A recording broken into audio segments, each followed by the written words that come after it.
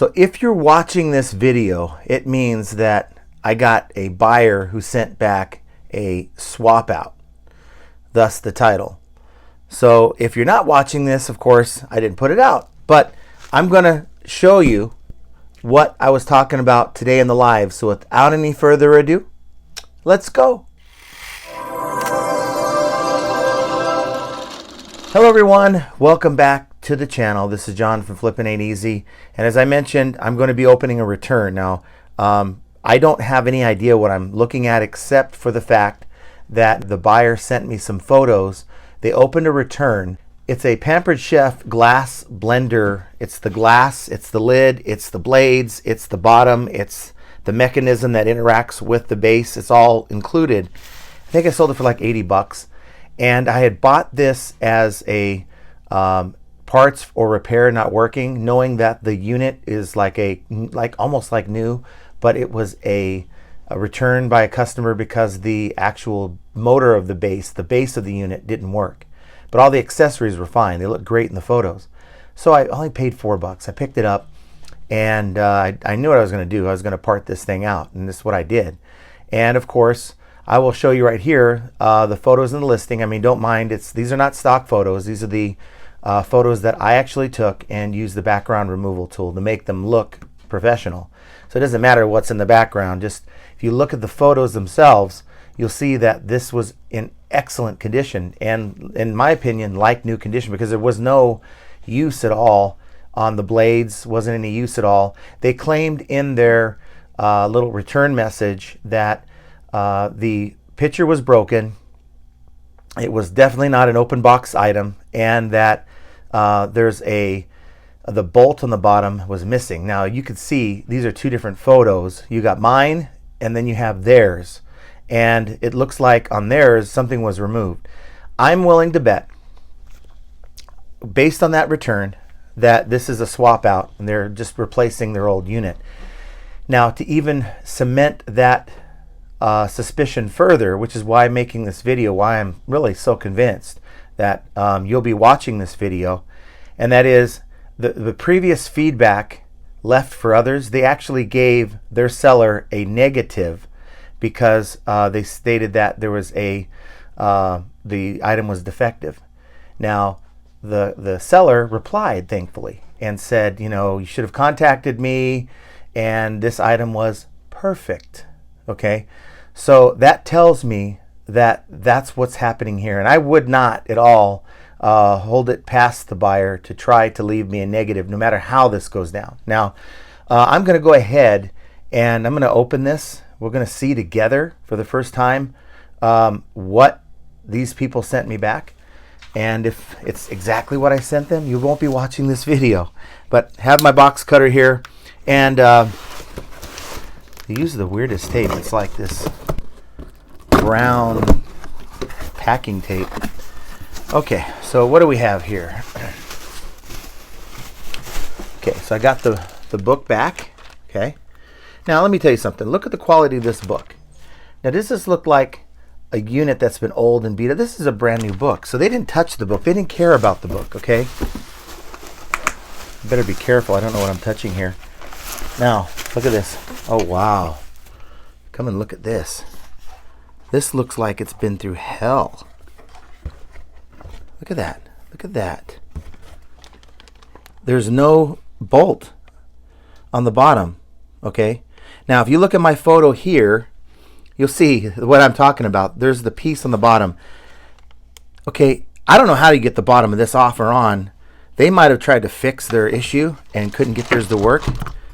And heck, I don't even remember. Oh yeah, this is a... Okay, so they didn't have an issue with... Look at this. Let me show you something here. Now, do you think I would sell something with a clean lid? Look how clean that lid is. Look how dirty, nasty that bowl is. And of course, this was on the original blades, right? They didn't even bother putting them on the blades.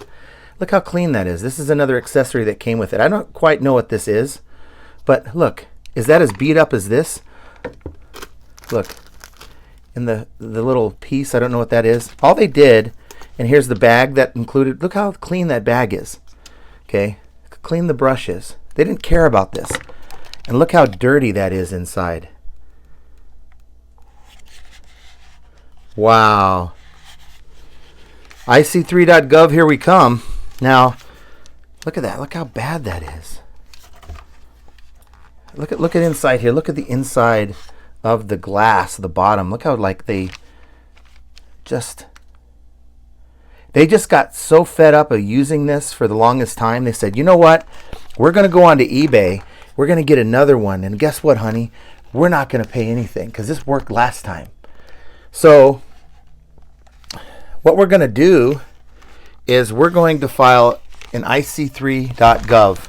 So you go to IC3.gov and you put in all the details, almost like a police report. It's internet fraud complaint. Now, I don't know what happens. I don't know what detective in some office messes with these, if at anything. But I know that eBay takes this seriously, and in the event this happens, they will make you whole as a seller. So yeah, you probably could just go easily use the refund tool and be done with it. But, and the risk I take in doing this, by the way, if I open a claim, right, it's just going to be a request. They're going to look into it. Now, if they deny my claim, it wipes out the refund tool. I won't even be able to deduct half. So, I don't know. What do you think down below? Do you think it's worth the hassle, or just give them half their money back, like 40 bucks, keep the original shipping, and then call it a day? Or, and that's maybe what the last person did, or maybe try to get them to understand. Maybe they'll get an email from IC3.gov. I don't know. Or maybe eBay will say something to them. Maybe they won't.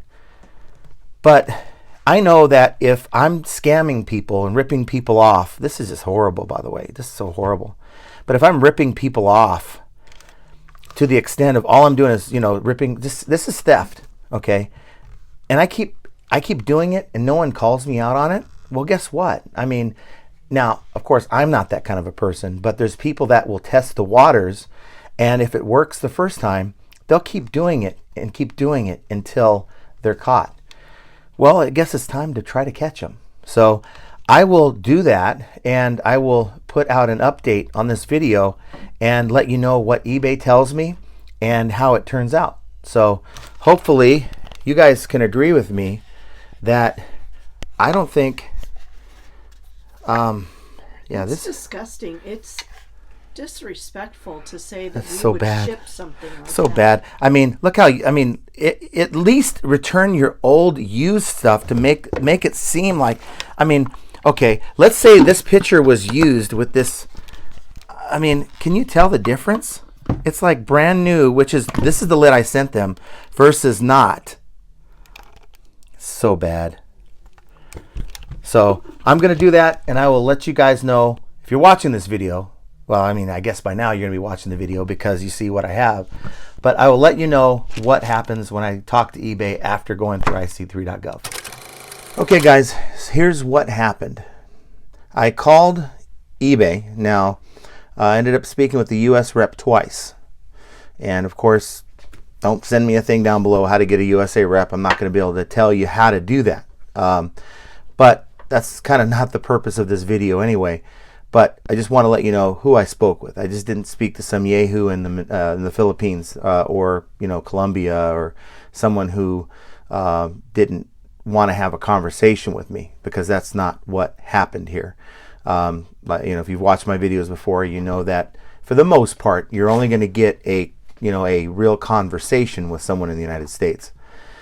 But I digress. I spoke to a gentleman. I explained the situation to him, provided information, and he told me, the best way to handle this is to go ahead and process the refund with the refund tool, make the adjustments you need. If you want to file the report on IC3.gov, when you then have that information, call back and we'll put you in touch with Trust and Safety. So I spent a few minutes and did that. And in filling out the refund tool, of course, you got to submit the reason, what happened, and you got to submit photos.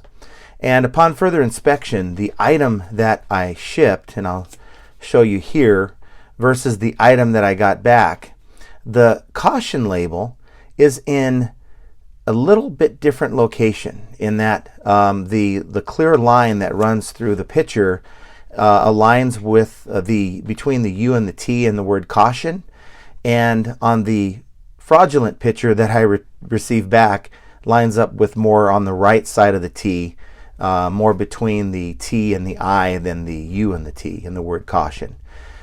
So, I mean, I really didn't need to do that to convince myself I was being defrauded here. There's a lot of signs I've pointed to you guys already, but I included that in the reasoning for my deduction of 50% plus retaining the original shipping.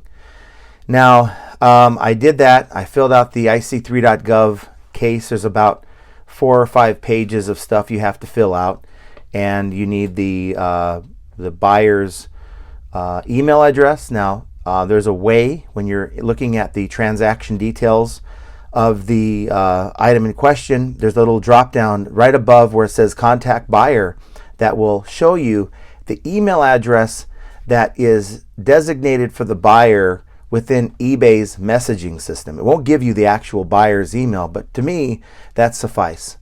And of course, you have access to their phone number and address.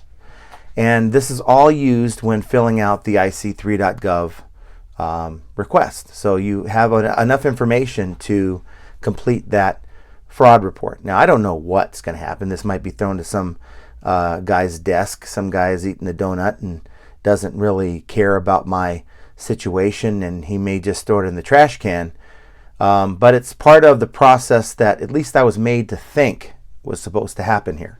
Now, when I called back, got another representative, she engaged in a conversation with me about this, but stated that, well, she was like, what do you want me to do for you? You've already filed used the refund tool.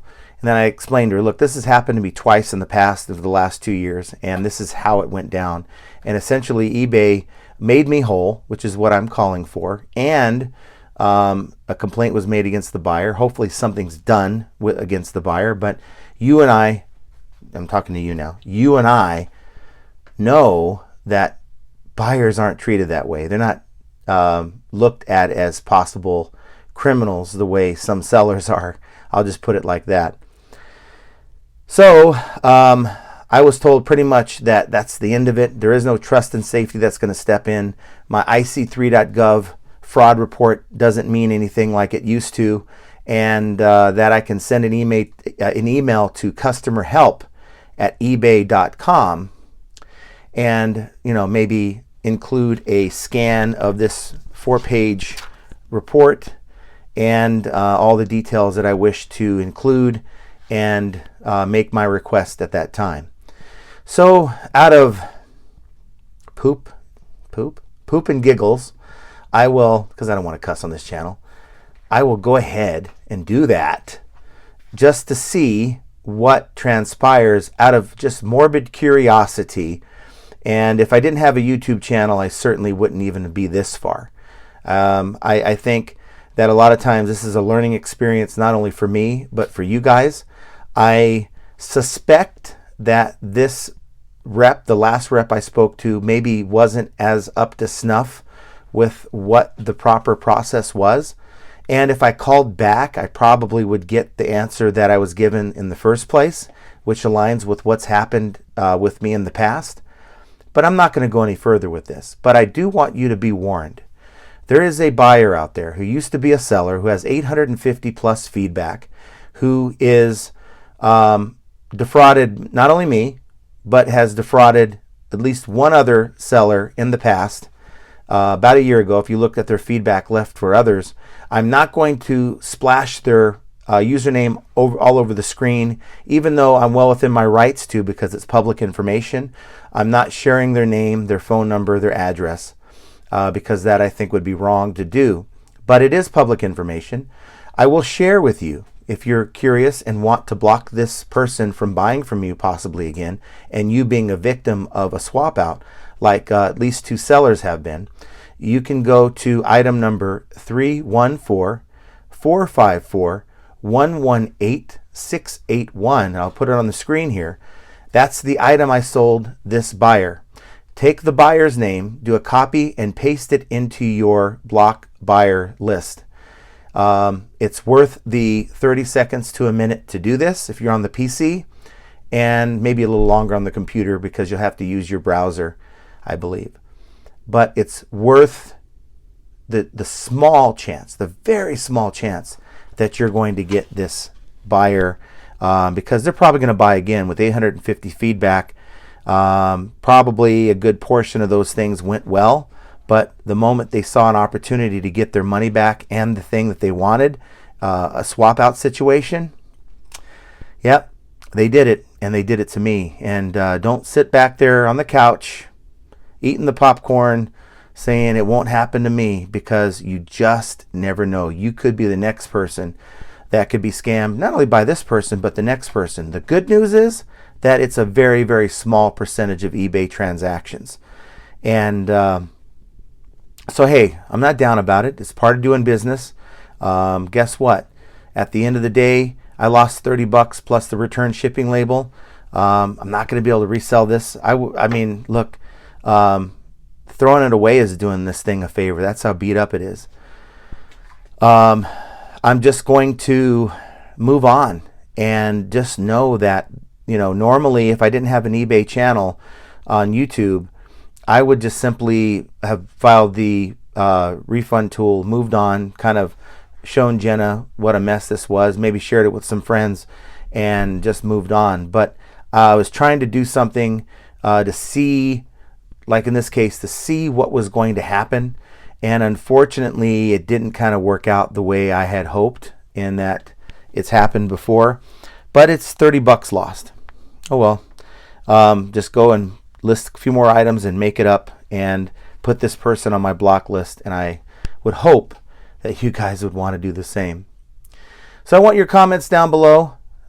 Please let me know what you think about this. Yes, I know if you're going to tell me, hey, you wasted your time, focus that time on other things.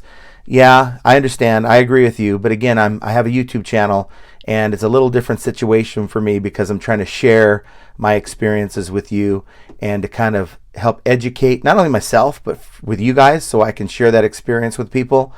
And, so hopefully you can take away a little bit more than just that statement in your feedback down below. But do me a favor, hit that like button. I appreciate that. For me taking the time to do this, that would be really all I ask. Of course, if you enjoy the content, why not subscribe to the channel? And if you want to be notified when I make a video like this or when we go live, hit that notification bell so you can be notified as well. Bad buyers. We've talked about them before on this channel. And I know there's some of you that say, why do you always talk negative about negative things? Well, guess what? Reselling isn't just unicorns and cotton candy. I don't think that's the right saying, but you guys know what I'm talking about, okay? It's not sunshine and roses every time you get up in the morning and start selling on eBay. You're going to run into roadblocks. You're going to run into frustrating moments. And I would want to be the channel that shares the good with the bad. Fortunately, this is the bad. Next time, hopefully, we'll be able to share the good. But yet, it's just another example of how sometimes when you're dealing with eBay, how flipping ain't easy. I want you guys to have an excellent start to your week here, and we will talk to you very soon.